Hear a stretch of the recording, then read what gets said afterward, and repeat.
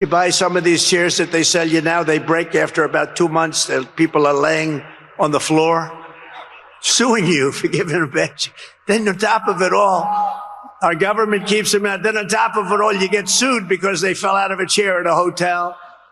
North Carolina lost over 300,000 manufacturing jobs quickly, including 60% of its furniture manufacturing jobs, and that number was going up until I came along. All right, well, we're going to continue to watch this.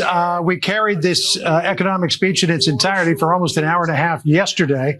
We're told that the rest of this speech will very much echo what we heard yesterday. I mean, when Fox News can't even air the full extent of your unhinged rambling, it's pretty bad. A lot of people say the only reason the stock market's high is everyone thinks I'm going to win the election. I believe that's true. A lot of the biggest, smartest... It's interesting because Donald Trump, he's taking credit for this and that the markets are anticipating he's going to get back in power. He doesn't say that when we have a down day in the markets. Damn!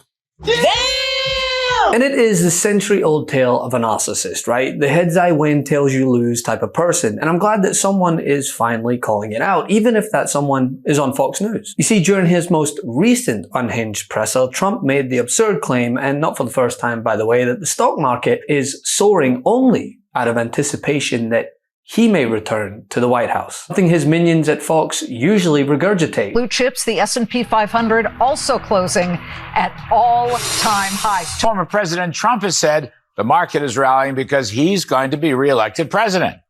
Others believe the market is rallying because Joe Biden is going to be defeated. Whoops, I think that's the same thing.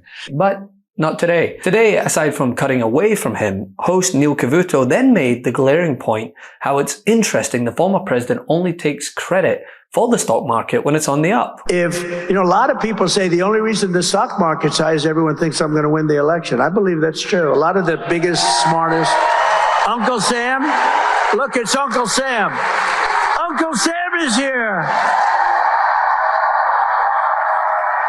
Mike, I know you do not politicize these things, but the Donald Trump thing in the market amazes me. When they're up, it's all because of him and looking forward to him.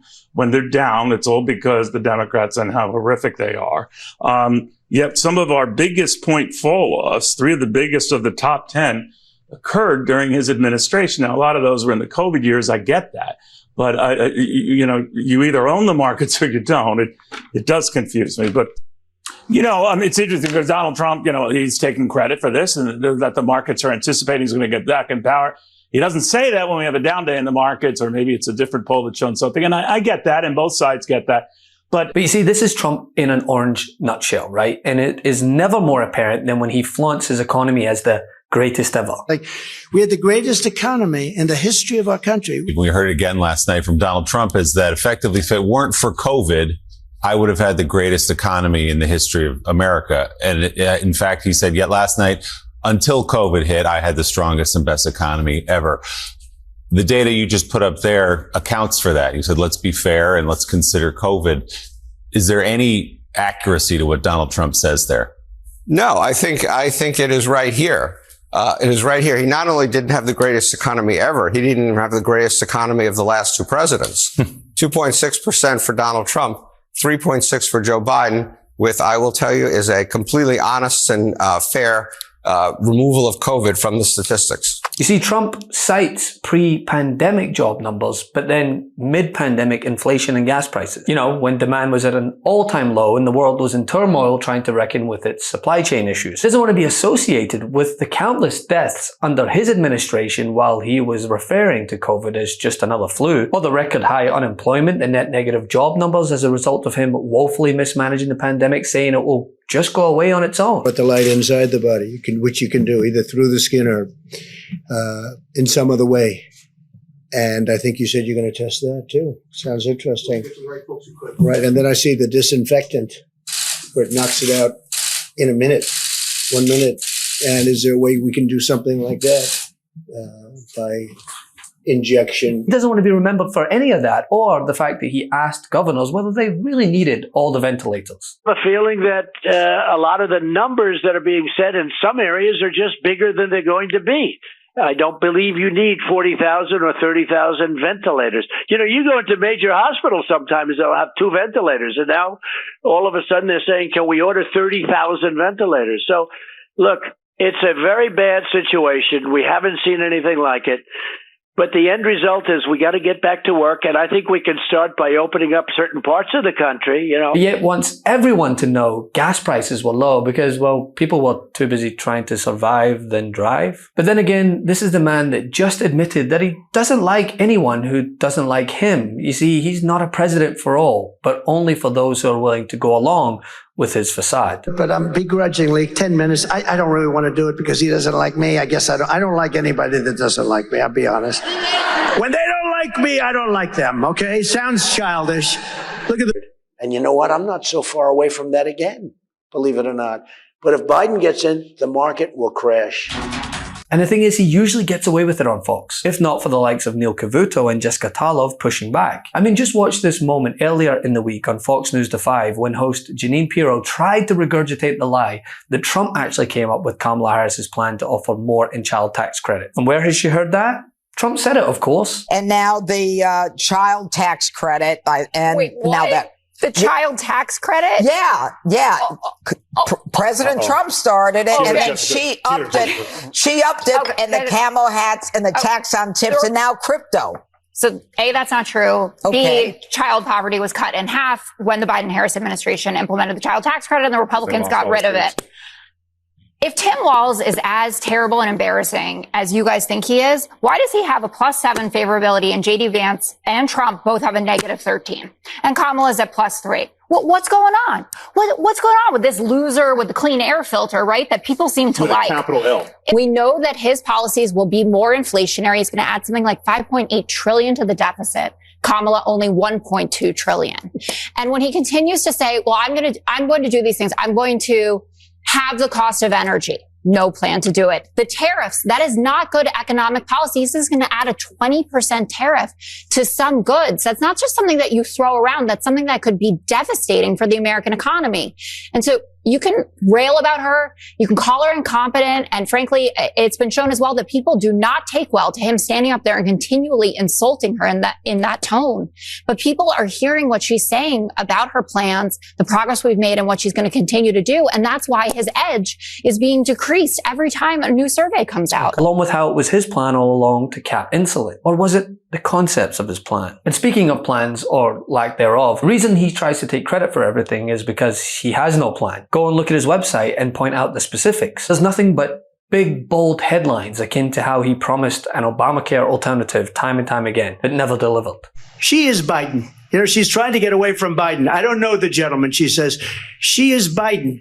The worst inflation we've ever had, a horrible economy because inflation has made it so bad. And she can't get away with that. Thank you. Your time is up. I want to respond to that, though. I want to just respond briefly. Clearly, I am not Joe Biden, and I am certainly not Donald Trump. And what I do offer is a new generation of leadership for our country. One who believes in what is possible. One who brings a sense of optimism about what we can do instead of always disparaging the American people.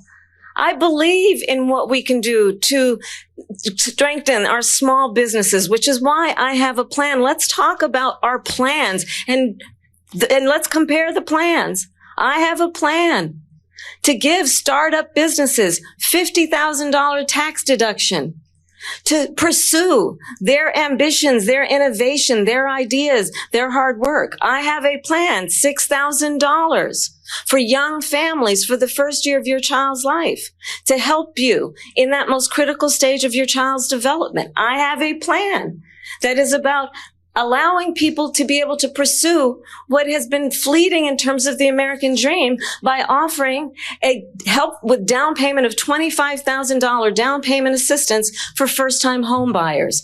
That's the kind of conversation, I believe, David, that people really want tonight, as opposed to a conversation that is constantly about belittling and name-calling. Let's turn the page. Vice President and move Harris, forward. thank you. Let's turn to policy. President Trump, we have to move on. President Trump. Let's turn to policy, please. I took a look at Donald Trump's website, his platform.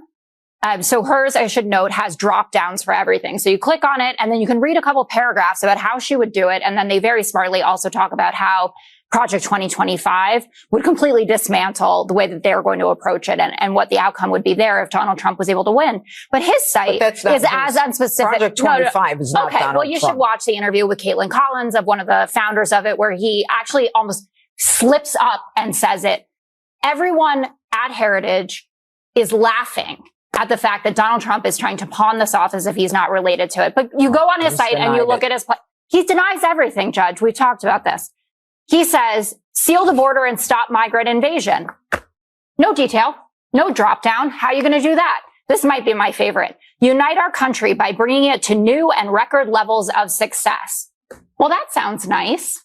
What does that mean? We know he doesn't have a plan for lowering inflation except to ask all the heads of the agencies to come together and do it. He thinks tariffs pay for childcare. He thinks tariffs pay for everything. So when you're going to ding her repeatedly for being unserious and lacking in detail, take a look at their actual platforms. He wants credit for everything, right? Because he has nothing. Yes or no, you still do not have a plan. I have concepts of a plan. Love this video? Make sure you stay up to date on the latest breaking news and all things Meidas by signing up to the MeidasTouch newsletter at MeidasTouch.com/newsletter.